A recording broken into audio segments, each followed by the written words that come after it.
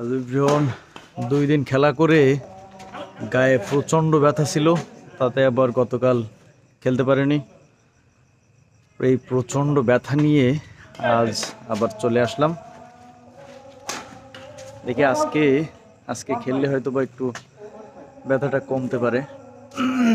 এই যে আমাদের 4 জন প্লেয়ার অলরেডি খেলছেন।